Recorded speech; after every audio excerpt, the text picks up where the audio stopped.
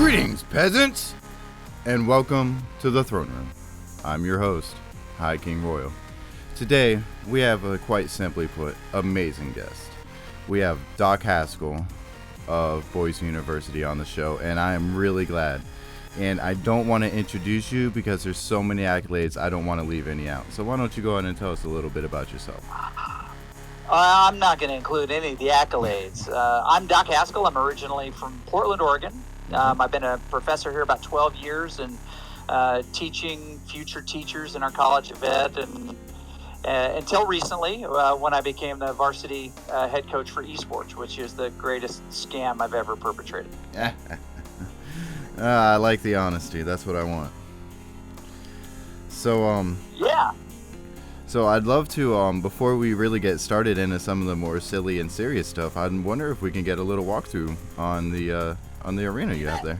Well, I'm sitting up here right now at our really is our broadcast desk, and I don't want to make your producer jealous, but here I'm sitting up on the broadcast desk right now, and they've got their camera angles, and of course the feed from this show. We can have up to four people here. This is the Boise State University Game Pants Arena, and it is the home for our live events, which most of our events are live. Directly connected is the part that I said he would hate my guts once he saw it, but this is our broadcast studio directly adjacent to it. We do about 200 to 300 hours of live esports content out of this facility every semester. We 100 games or so of our own. I'm in the arena proper right now, set up for an event that's going to happen today, where we've got some fans. There's some warm-up machines behind me over here, but maybe the best part, sorry, I'll walk through the VIP lounge to get there. Oh, let's go. Is our stage, the Game Pants stage, this is where our varsity players play, and it is covered with original Generation 1. This is Boise State, so it's got to be blue AstroTurf. Yes. Underneath. This was retired from Bronco Stadium in 1989, where our football team played on it, and now our esports players play on it. I love it. Yeah, I love that, so this is our space. It's actually one of 4 spaces that we have. This is our public competition space, and we've got 3 other training facilities, 2 of them open to the public. Man, I love that. That's a great way to get, everyone involved in the program, whether they're part of it or whether they're fans of it. Yeah, I agree. Oh, man, that was really great. Thank you so much for showing off. I really wanted people to understand, the hard work that goes into making something look good and why they even made the investment in the first place. I mean, just look. If you like video games, for every player we have on stage, there's somebody involved in the production and the storytelling aspect of it. Whether they're on camera or behind camera, there are a ton of people involved doing a ton of really valuable things. You guys could eventually hire a Boise State graduate to help run your production there. Yeah, why not? If it's in the cards, right? That's what I'm saying. All right, so now that we got a little tour, let's get a little silly. Okay. So I like to play a little game called Two Truths and a Lie with every guest. You think of two. It's better than Spin the Bottle. You said we were going to play Spin the Bottle. I was like, I don't know about that. Yeah, but you didn't want to get my plane ticket. So, I would have gladly done it. I would have gladly done it. So I'll go first. I'll tell you 2 truths and a lie, and then you figure out which one the lie is. I haven't watched the Super Bowl in 10 years. I had my ears split open by a golf club. I'm the world's best dad semi-finalist. Okay, so one of the truths is obvious right away. Golf club splits your ear. That's oddly specific. That's not one that you'd make up. So I'm torn between which is the lie here. It could be the world's best dad finalist. I'm not familiar with that competition, but that might exist. That's why I don't give you time to research. I know it. I like this. And what was the first one again? I haven't watched the Super Bowl in 10 years. Okay, I'm going to say that the lie is the world's best dad finalist. Yes, it is, because there's no such thing. Yeah, okay. I mean, I'm sure there's a website out there where you can easily just go for it, make brackets and stuff. Fantasy Dad. Are you ready for mine? I really am. Okay. I'm the youngest of 6. I'm a grandfather. And I'm the winningest active esports collegiate coach. Well, I mean, it really cannot be the last one, because I wouldn't plug myself like that just for it to be a lie. Maybe you're like the super most winningest, but that seems kind of odd. 7 kids. Are you Catholic by chance? This isn't 20 questions. You gotta act straight on what I told you. What was the second one again? I'm a grandfather. Okay, I'm gonna go with you're the youngest of how many? I'm 6. I'm gonna go with. You think that's the lie? Yes. So are you calling me old? Yes. Yeah, that is the lie. I'm an only child. Like, well done. If I was on your shoes, I would want to, put some clout out there. I'm the best, and I have grandkids, and they're adorable. There you go. Yeah, I'm gonna try to get those girls ready to play. Hey, that's how I feel about my kids, man. Come on, oh, they're playing too many video games. No, they're practicing. They're practicing. Yeah, I mean, the difference between too many games and training is structure. Yeah, exactly. What are the goals? What are the outcomes? How are you testing it? How are you seeing if you're making a difference? Yeah. So let's go ahead and jump into some big brain questions, shall we? Let's do it. Where do you see the collegiate scene in 5 years, and how will the NCAA play a factor in it? Man, you're starting out with the trap question away, aren't you? I am. I love it. You've activated my trap card by coming on the show. No, you're good. You're good, right? If we take the villainous caricature out of the NCAA, the institution itself is intended to balance the playing field between institutions, right? Something that's always going to be needed. Now, again, forget the villainous NCAA for just a second. So we need rules to prevent, say, University of Utah or Texas Wesleyan from promising free cars to students if they come there, right? We need a collective ethic. And that's one of the things that the NCAA is responsible for. Now, they're unpopular because they make too much money, as people see it, or they protect their own self-interest, and those might be true. But they are the professional glue between those institutions, right? Mm-hmm. They keep it from going Wild West. We have that in esports, which is NACE. Yeah. But what's different in this, you say 5 years from now, is the NCAA, for all intents and purposes, owns basketball, owns volleyball, owns football, because there's no IP connected to those games. Right. Naismith is not going to come back next week and patch basketball and make it the 3-center meta. He's not going to lift the rim up a foot, right, although there is even talk about doing that. But Riot and Blizzard could, right? So yeah. The NCAA can never own the games because the publishers will always own the IP. So right. In 5 years, to answer your question, I think the NCAA will have figured out a way to partner with the publishers because there is money and influence to be had there. So I think that they'll find a way, but they'll never control the show. They'll only influence the experience of the athletes. Okay, because that's what I believe is most important, because esports has grown so organically, and it's just recently in the past 5 years really received a massive cash infusion into its actual potential and its endeavors. So while we do need the structure, we got to be realistic. This is going to get bigger. We need solid structure, we need a solid foundation, and we need to stick to what works for not only the players but the community, the people watching, the viewer experience. Because at the end of the day, if it wasn't fun to watch, you wouldn't watch it. So you got to be able to give those creators, their creative freedoms that they've already earned. Okay, I like this one because it really touches on a talking point I believe is had when approaching administration or the people that make the decisions, is bringing in new students. So for many large universities, students come in for a variety of reasons, whether it be sports, academics, party life. So I want to know, How has your esports program affected the college recruitment tactics that they use? Yeah, so at Boise State, esports is the number one question being asked to our admission administrators, right? When they're at fairs and things like that, they're asking about it. It's really well known. Mm-hmm. And because game culture is popular culture now, It is. right? I mean, it's not a fringe activity.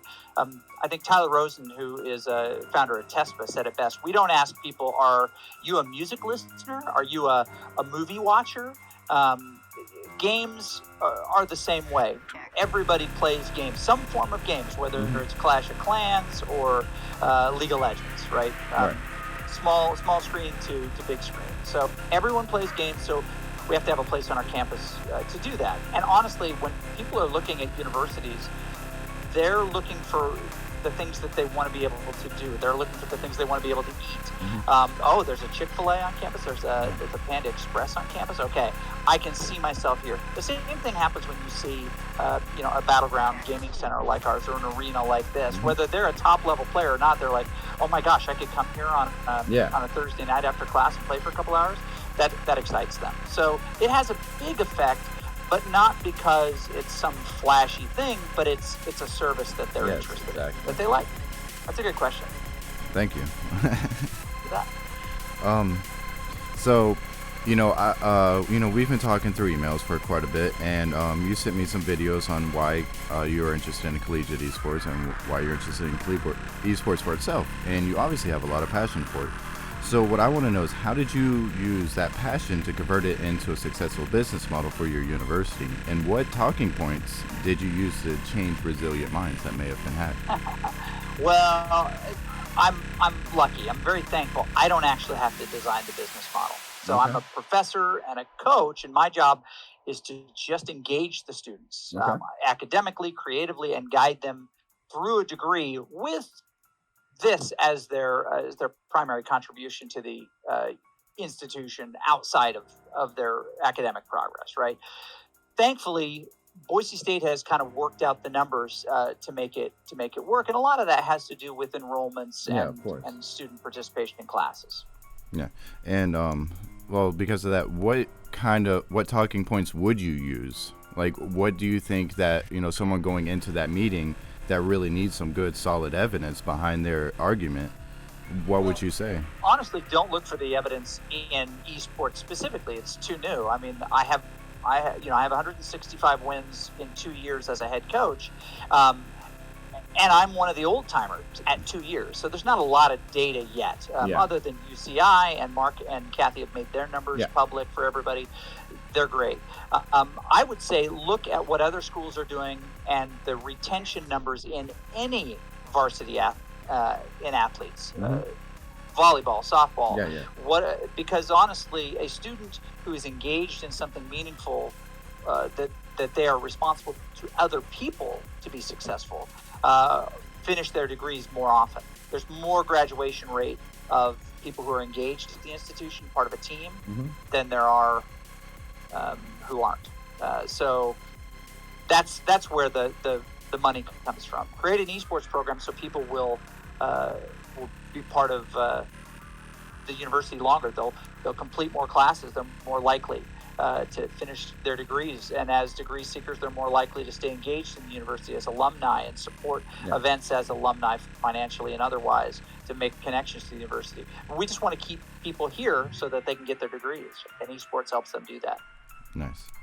Yeah, because I've talked to quite a bit of colleges about either esports, like setting it up, coaching, and like that kind of stuff. And the number one I usually try to push for is retention, because your charge. Let's be honest, there's a lot of cost in attending college. So how do you make that experience worth it? And how do you purvey to them that you actually they are getting their money's worth? So what you have there at the facility is really great. So I want to get more into the coaching side. Okay. I have my own philosophy when it comes to training and coaching players who are around, the ages of like 18 to 20, give or take some. So what strategies do you use to mold young, undisciplined players into college level athletes? That's a good one. But I'm interested. What's your philosophy?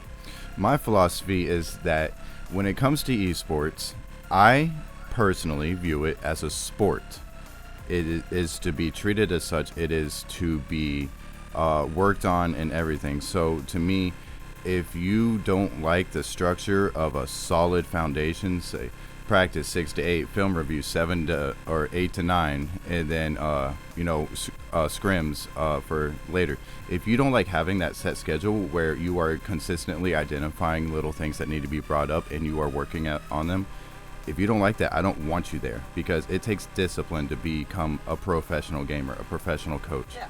It seriously does, and you need to be laser focused on what you were trying to do, and all at the same time, you got to focus on your real life. I'm watching a couple of your videos. Your students are always telling, me, the viewer, that you are very involved with their education. And that is the whole point of going to college. Is just like, you can be a professional gamer for 4 years after college. That's fine, but you need a fallback plan for when, like, you do get old. I'm retired. I'm only 28, and I just feel way too old. So, you're ancient, man. I know, right? Like, I've been in this game for 13 years, my friend. That's why I'm the High King. But like, now that you know a little bit about my philosophy. Yeah. Okay. So first of all, your philosophy, I think, is dead on with mine, right? That structure is critical, and goals are critical. Understanding what it is we want to accomplish in the time that we have, and over a longer time, and being willing to look back often enough to go, okay, we've covered a lot of ground here, like we thought. But my philosophy is, if you're going to play for me, you have to be willing to accept a role, right? And that role may mean that you don't have the highest stats in a series, that you're performing a very specific function that allows other people to get fed and to allow us to win. Right. Communication is critical when we're playing, of course, but also throughout. Listening is critical. These are all core to the philosophy, and goal setting is critical. All of that is critical to success in any team sport, whether it is a digital sport or a physical sport. Right. They don't change. If you were to watch one of our practices, you'd notice, you would add a ball to it, and then it would feel like a practice because it's talking about technique. We watch a lot of film. We prepare for scrimmages. We talk about roles in very specific situations, switches, decision making. We help them to develop the format that is going to help them to be successable. We have. Here's a great example. We have, play cards. Nice. That I walk around with, because I have to be able to cover my face and talk about things like that. But swaps and character, player changes and personnel and lineups and things like that. Oh gosh, I didn't even know all this stuff was up here. Game-specific playbook, map book that we study, so that our language is the same. So we're calling something out and people understand what it is. That communication process is critical. Our biggest philosophy, honestly, is out-learn, out-prep, out-plan, and out-play. And it begins with learning. Yeah, we have to learn more than anybody else we play, and we can always win that battle. And I would kind of like to, build onto that and give you guys like some credit, where it's just, like that structure that you're providing. Like, you should be completely honored to be a part of that program, because the professionals, that's what they have. The people who have salaries, the people who have team houses and stuff. And a college university such as Boise, they offer that. All they ask is you do good in school and you pay them back for it later. Like, they want to help you achieve those dreams. And it's such an amazing way to actually be on a path to pro, because you are really being put in the experience while you're in the university system and getting your major. And our players are on the path to pro.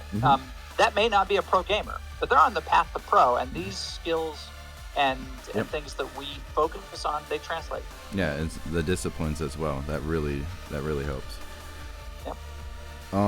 So a solid foundation and a sound structure is the most important part of any organization or company. So what I want to know is, how did you build a program and have it focused around the 4-year cycle of a single student? what do you do throughout that program that's either a continuation or an improvement on the year before? That's a good question. You know what? We focus on each season, understanding how the meta has changed, but what about our preparation stays the same. And that, while we talk about it in a game setting, is what translates into the classroom, because you come in from year 1 to year 2 as a student, and the meta changes, right? The meta for a first year student is get to class, find people to study with. The meta of second year is how to deal with the breakup, how to deal with people you don't want to live with anymore. You start to want to do things that maybe your friends don't want to do, or they are trying to get you to do things you're not interested in doing. The meta changes in the second year. And so really it's open discussion and strategy about how do we deal with change? How do we identify what the win condition is for us in any situation, and how do we formulate a plan to be able to do that? Who do we need, and what role do they need to play? Again, I taught you the second analogy here to be successful. If it is a sophomore problem, not an Overwatch meta problem, you may need someone to play a role, and that role is you need to invite me to go do something instead of go to the frat party. Because that is not my win condition here. You got and you got to know how to do enough self evaluation that you can watch your own VODs, as it were, so that you can actually be successful. So you got to learn from your mistakes, which is important. And so esports is growing consistently and always, and one thing talking to other universities is they want to establish a sense of culture that they have, but they also want it to be easily integrated into the athletic department as a whole. So what I'm just wondering is, what kind of culture have you built your program to be? How's it affected the culture of the entire university, and what kind of things do you do to bring out the good in the community that you have? Well, we hope that people who don't get esports will at least see the similarities, right? We definitely lean on the tropes of the competitive sphere, right? Our practice includes drills and film review and scrimmages, one-on-one sessions. People recognize that. As I mentioned, we organize, things into playbooks, and we create detailed plans for our opponents. People get that culturally. Game days, in here, the full spectacle. We play on the blue turf, right? Like our football team. We travel in matching gear. I get a lot of grief at the events because I'm the old guy in a suit, in a headset, laminated play card in front of my face, right? But those are tropes that people get. They go, oh, this is a lot like football, I guess. It's just it identifies you're the head coach. We're in a campaign of belonging on our campus. I think most esports programs are, to show that we're not as different as people think they are, but this is just an extension of what they already knew. Even if they don't immediately get what we play, they'll see the similarities of the things that they understand and know. Right. And I think it's really important because one thing when I do teach classes is I build bridges, and it's just what you're describing there. I love it as the coach analogy or the coaching situation, because your players are there suited and booted. They got their uniforms on. You're there looking like a coach would in an NBA game, in a football game, and you're pulling off the whole character. And it's just, to the average viewer, it really adds a level of authenticity. Which reminds me, I got to make a little note here. I need to throw my play card more this year. I'll do that when things don't go well.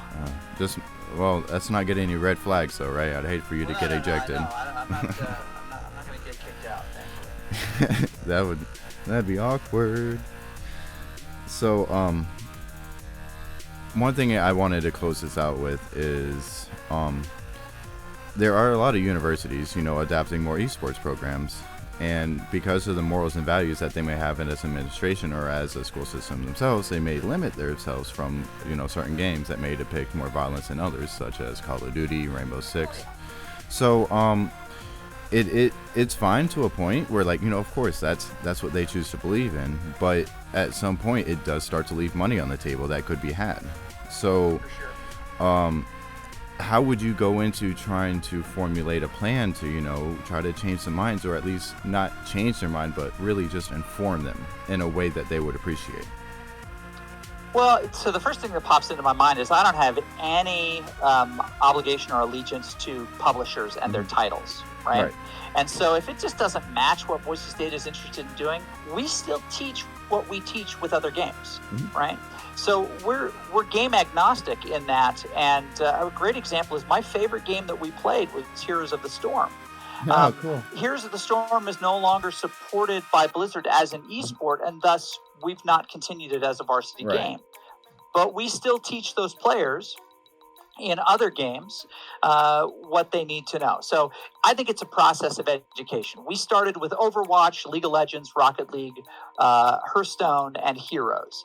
And we first had to teach our campus and community what esports was, avoiding the misconception of that somehow games lead to violence. And they don't. Let's be completely clear. Violence lights up a different part of the brain than Call of Duty does. COD lights up the same part of the brain, I'm not kidding, as tennis. It's the same competitive thing. Volumes of data exist on that. Video games do not cause violence. So we've been teaching esports first and then slowly adding those other titles. If there's a good community to play, because we play other colleges, and if there isn't a college scene, that game isn't something we consider for esports.